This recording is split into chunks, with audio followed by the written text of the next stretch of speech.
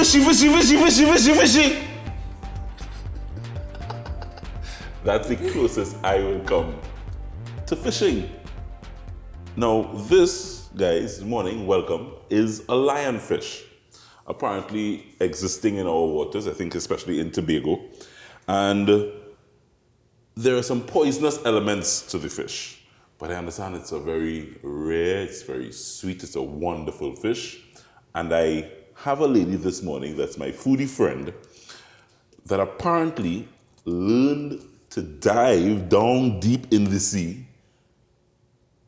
and catch these beautiful specimens. I have her with me this morning. Her name is Riesa Sumair. Hi. How are you? I'm pretty good. Thanks for having me. So this is a lionfish. Correct. I've seen them before, I think about a year or two ago, when I think there was a little effort in trying to Promote them and preserve them. But I understood it's poisonous, don't touch it. Wrong, Stay it's far. venomous. It's venomous. It's venomous, not so poisonous. There's a difference between poisonous and venomous. Explain that difference to me. Okay, so venomous, it actually needs to enter the bloodstream in order for it to cause harm, correct? Right. Through a medium such as the spine, right? Poisonous, on the other hand, if you ingest it or absorb it, it'll be harmful. It's not poisonous. It's venomous. It's venomous. And it's only in the spines. Which is here. Correct. Along this line here. Why do you go seeking these fish? Basically, these guys were native to the Pacific Ocean, and somehow they found themselves in our waters, and that makes them an invasive species because they do not have a natural predator here.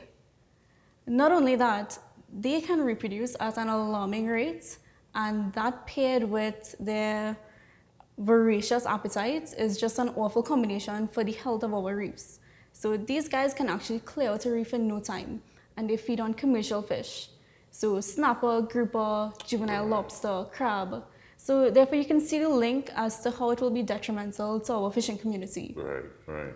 Well, if the population goes unchecked. It's kind of important that you catch them and get them out of the water because they're causing harm to the rest of the fish that we eat. And the health of the coral reef itself. And the health of the reef. Yeah. You spent a lot of time getting to know these guys. You seem to know them very well. It was a hobby turned into, a business venture. Serious? Yeah. So how long have you been, you're a deep sea diver, that's what you do? About a little over 2 years. Over 2 years? Yeah. Why? Why? Why not? You don't like the land? Definitely not. Why not? Were you exposed to deep sea diving before? How did you get into deep sea diving? It was honestly just something on my bucket list. And Tobago has some of the most gorgeous coral reefs in the world. We have some of the best diving spots. Why not capitalize on a supposedly easy ferry trip across? So that's why I started diving. I don't understand that. I'm not understanding that. So, but you were exposed to the ocean? Did you swim? My brother and I used to snorkel pretty often, and it was just a kind of natural progression, wanting to, go a little bit deeper and see a little more cool things. And then you decided to go a little deeper, Yeah. and then you met this guy. Yeah, basically. And then somebody handed me a spear and was like, okay, shoot it. And then once I tried it, I was hooked. It tastes amazing. Not only because I sell it, it actually tastes pretty good. So you basically started exploring a hobby. Correct. And over the last few months, a year or so, how you started a business catching these guys? Business started in December of 2017. So last year? Yeah, a couple months in. So your hobby has turned into a business venture, as you said. Trying to, yes. Trying to make it into a business venture. It's Lion's Den Seafood, and you catch the lionfish, but it's not only lionfish you're dealing in. No, we have lobster, mahi-mahi, yellowfin tuna, and anything else that we decide to catch. So just give me a quick little example. You get up on Monday morning. Well, it's not really you head feasible. Down, you head down to the ocean. I wish. It's not really feasible with our reliable ferry service for me to be in Tobago every week. Right. So I actually have promoted a person to, well, not me, but I've encouraged some divers across in Tobago to spare for me and I will buy from them. Right. So it also supports their local fishing community and their diving community. It makes sense. So in other words, you get divers across to do some of the work for you. Correct. Yeah. But once I could run away to Tobago, I do.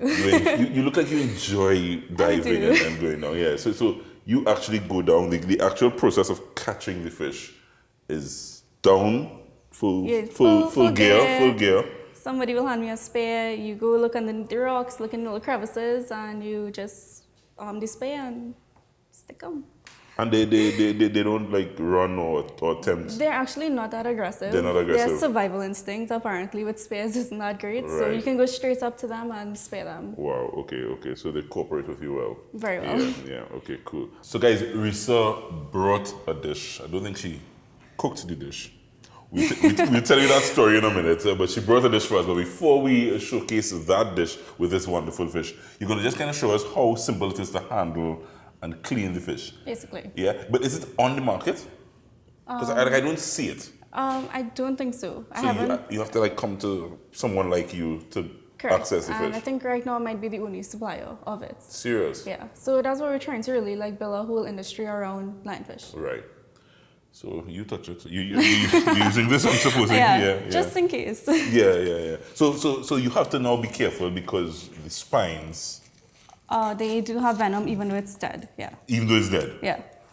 Very well. So. But you've done this before. We'll find out. Yeah. My hands, as you recognize, are in my pockets. Every weekend. Every weekend. Yeah. Very well. So basically, they have 13 spines on top here on the dorsal fins. These are venomous. So normally I will start with this batch up here, just because it's the one most in the way. Why don't you have two gloves on? Because I can't grip the scissors properly. Right, okay. This fin. We have ambulance standing by at all? I hope so. This one, the pectoral fin, is actually safe. There's still. Okay, so that's safe. Yeah, it's just fleshy. So you get rid of that. So the real danger is in the spines to the The top. ones on top. Yeah.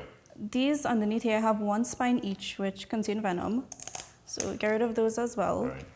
You had to make sure and do some research to make sure you knew where the venom was. I just YouTubed it. And YouTube is your best friend. YouTube is your best friend, okay. And these here, they actually have like about 2 or 3 that contain venom as well. Right. So you just snip these off. And that's it. It is completely safe to handle now. Safe to handle now? Yeah. And you can fillet, you can... How do you like to eat it? I like it fried, like deep fried. Easiest to do. Exactly. Easiest to do. Riesa, so make sure. So in other words, it's not hard once you, I suppose, probably put on a glove and you can not debone, but spine. The spine. Yeah. Despine it. And you gotta throw these away. You gotta discard. You need to safely dispose of these Safely because you can still get stuck and damaged. And cause problems. Yeah. Nobody ever had any issues though. Not that Once or twice. Wow. But so the venom is not that serious, or is it serious? It depends on, if it's alive, I think it's a little more serious. It Right. depends on the size of the fish and where you get stuck and how badly you get stuck. Right. But basically within like 5 to 10 minutes, you'll have swelling of the area. If it's really bad, you'll have difficulty breathing, nausea, dizziness. You're a risky girl. Well, it's a fun hobby.